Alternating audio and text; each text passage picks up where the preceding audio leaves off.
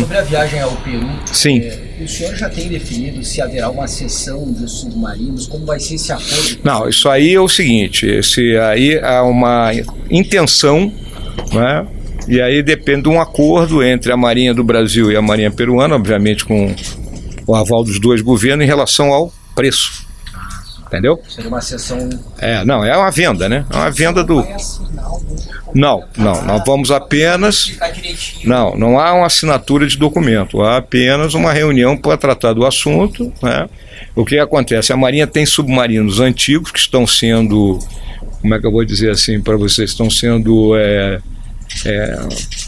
colocados, né, em disponibilidade, né? Ok? Não são mais utilizados, estão sendo fabricados os novos, os franceses, né, os Scorpene, né, e esse submarino, o Peru teria a ideia de usar o casco, né, e aí agregar novos equipamentos, mas isso aí depende de quanto vai pagar pelo casco. E a reunião é o senhor? Dois submarinos. E a reunião é o senhor, o ministro da defesa deles? Citar quem participa. O ministro da defesa, o comandante das forças deles, mas isso é uma das reuniões só.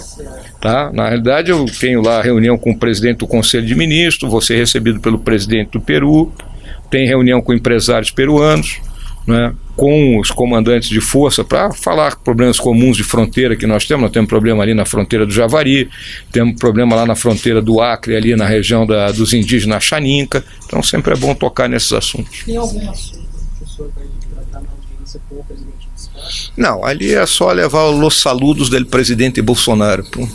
Né? E viu hoje o protesto do Greenpeace? Eu vou convidar o Greenpeace para recolher o óleo lá em vez de jogar o óleo aqui, pô. Foi um exagero? Protesto é protesto, a democracia é isso aí, né? Não tem que... a única coisa que eu acho, né, é que você pode fazer o protesto sem bloquear o trânsito, né? Não impedir o ir e vir das pessoas. General, é bom fazer essa viagem já com a reforma aprovada? Lógico, tranquilo, né? Mas nós tínhamos certeza que a reforma ia ser aprovada ontem, né? Sem maiores problemas, né? Todas aquelas travas que ainda haviam foram solucionadas, né? Então, o Congresso fez a parte dele, né? Então agora vamos para a segunda etapa. E presidente, em relação a... Peraí, um de cada vez, pô. Quais são os próximos desafios do governo agora com a aprovação da reforma? Questão administrativa, né? Nós temos que dar uma enxugada no Estado, uma reformulada no Estado brasileiro. O próprio Congresso já entendeu isso aí, né? O presidente Rodrigo Maia já tem tocado nesse assunto. E a que está na pauta aí é a questão tributária, né? A gente sabe, nós pagamos 1/3 do PIB aí de imposto. Eu acho que todos estaríamos satisfeitos se a gente pagasse isso, tivéssemos estradas alemãs, né, escolas suíças e hospitais britânicos, né, mas infelizmente não temos, então nós temos que reformular esse nosso sistema tributário. O governo não enviou ainda essas reformas, né? Não, porque você sabe que tem uma proposta do Senado, tem uma proposta da Câmara, a nossa é uma simbiose das duas, então a gente tem que chegar num acordo primeiro para isso aí. Mas tem alguma previsão de quando isso deve ser entregue? Está na mão lá da equipe do Guedes, eu não posso te dizer qual é a previsão. Presidente, ontem o deputado federal Eduardo Bolsonaro, ele anunciou a desistência dele à indicação da embaixada brasileira nos Estados Unidos. O mais cotado agora é o diplomata Nestor Foster. O que o senhor considera dele? É um bom nome? Olha, eu só fui apresentado ao Foster quando eu estive nos Estados Unidos em final de abril desse ano. Ele é um quadro do Itamaraty, promovido já a ministro, né, de segunda classe, né, ele só se torna embaixador depois que ele é nomeado embaixador. Na realidade ele é ministro de segunda classe, né, primeira classe, né, ministro de primeira classe. Então a partir do momento que o ministro de primeira classe ele recebe uma embaixada, aí ele passa a ter o título de embaixador. Então ele tem todas as credenciais. Com relação a essa crise lá no Chile, o presidente disse no Japão que já tem conversado com o Ministério da Defesa para se precaver de possíveis problemas aqui no Brasil. O senhor acha que a gente precisa de uma lei antiterrorismo mais dura, mais firme, como defendeu o próprio presidente? Olha, eu não tenho as informações que o presidente tem, né, para ele já ter emitido essa ordem de alerta para o ministro da Defesa, né? Nós discutimos durante muito tempo a questão da lei antiterrorismo. A nossa lei é um pouco branda, mas tem que ser discutida, né? Tudo tem que ser discutido, não tem imposição unilateral. Queimar ônibus, metrô, não é justificável? Nós temos assistido, né, vamos dizer, a atos dessa natureza, né, cometidos aí pelas organizações do crime, né, criminosa aí ligada ao narcotráfico, né? A gente já viu isso no Rio de Janeiro, em Fortaleza, em São Paulo, em outras capitais do Brasil. Isso é um ato de terrorismo se você for levar para esse lado. Presidente, sobre as reformas, o senhor vê prioridade para a administrativa ou a tributária, ou entende que as duas têm que tramitar junto? Olha, eu sempre penso no melhor dos mundos. Eu acho que as duas podiam caminhar lado a lado, até porque elas são complementares, né? Se você for olhar. Mas não tem um indicativo de como vai ser isso? Não tem. Isso aí é quem tem que dar, quem ditar a voga, vou falar uma linguagem aí de quem rema, quem gosta de remar, né? Quem tem que ditar a voga é o presidente, dizer que é prioritário, e o Congresso aceitar isso aí, que também o Congresso pode ter outra visão, né? Atenção!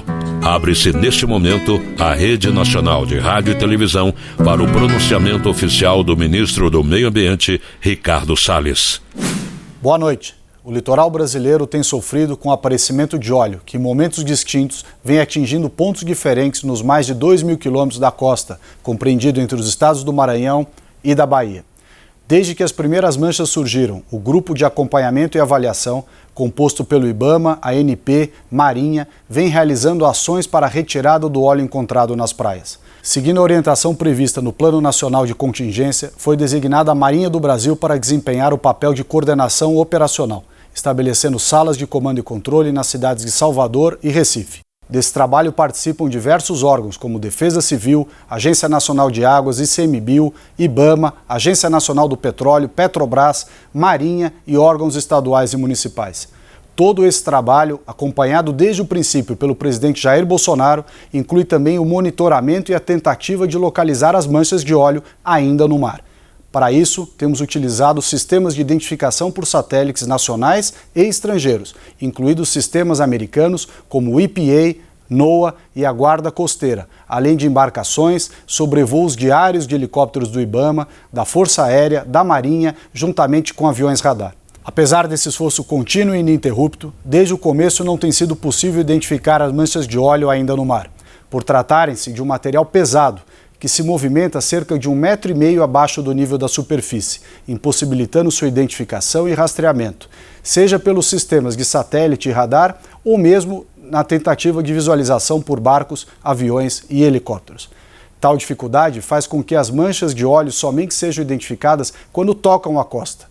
Inúmeras alternativas, como barreiras físicas e produtos bioquímicos, foram experimentadas até o momento, mas sem que obtivessem os resultados pretendidos. Desse modo, torna-se ainda mais importante o papel desempenhado pelos mais de 3.500 homens inicialmente empregados pela Marinha, IBAMA, Petrobras e demais órgãos federais, cujos quadros foram ainda complementados por inúmeros servidores de órgãos municipais e estaduais, bem como com a inestimável ajuda dos voluntários e entidades, que prontamente se juntaram ao esforço de todos nessa importante missão.